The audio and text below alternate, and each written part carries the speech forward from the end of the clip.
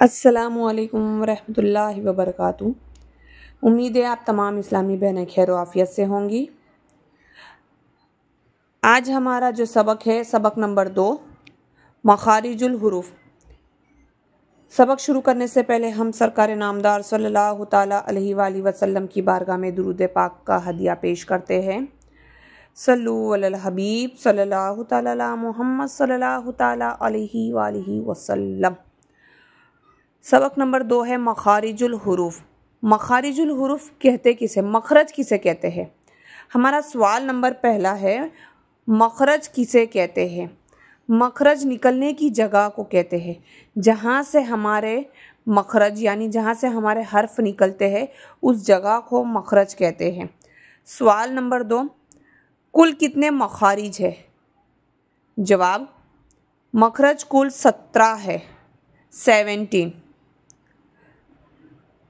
सबसे पहला आता है हुरूफ हल्की, जो हमारे हलक से अदा होते हैं मखरज। आज हम सिर्फ हुरूफ हल्की के मखरज के ऊपर ही गौर करेंगे और इंशाल्लाह उसी मखरज को हम सुधारने की कोशिश करेंगे।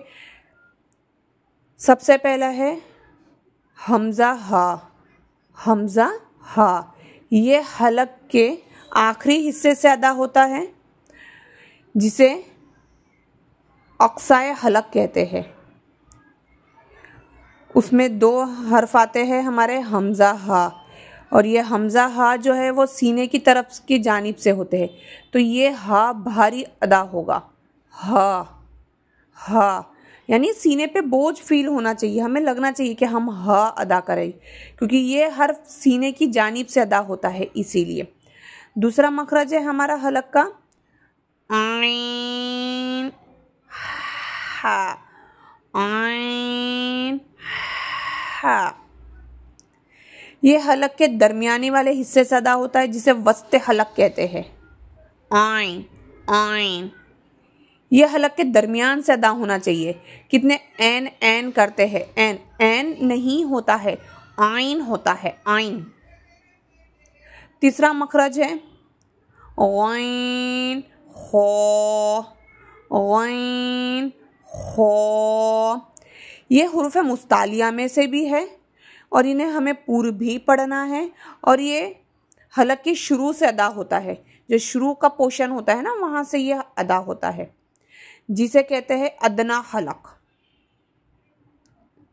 जिसे कहते हैं अदना हलक। यह आपके सामने हलक का पोर्शन है। ये है नीचे वाला हिस्सा, जैसा मैंने बताया था, हमज़ा हा, सेकंड आइन हा। हा अदा करते वक्त हवा बाहर आएगी। ये हा में और ये हा में फ़र्क करना है, ये भारी होगा हा हा, और ये हा हा। फिर तीसरा हलक के पोर्शन में आता है हमारा गैन हो। गैन हो इसकी मज़ीद प्रैक्टिस करनी है, क्योंकि ये हर्फ हमारे जल्दी से अदा नहीं होते। जैसा हम पढ़ते हैं अलहम्दु, अलहम्दु, तो वहाँ पे जो हा अदा हो रहा है वो ये वाला हा है, अलहम्दु। तो ये हा की मज़ीद प्रैक्टिस करनी है। और जो हुरूफ मुस्तालिया है, जो पूर हर्फ होते हैं, गैन हो, गैन हो, ये जब अदा करो ना, तो जो हमारा हलक का ऊपर का जो पोर्शन होता है ना, वहाँ पे हमारी फिंगर टच करनी है, और जब फिंगर टच करके उसे डिप करेंगे, हम थोड़ा सा दबाएंगे, तो हमें फील होगा कि हमारा हर्फ कहाँ से निकल रहा है। जैसा हम पहले पढ़ेंगे हमज़ा हा, हमज़ा हा, तो ये फील हो रहा है कि हमारे नीचे वाले हिस्से से अदा हो रहा है।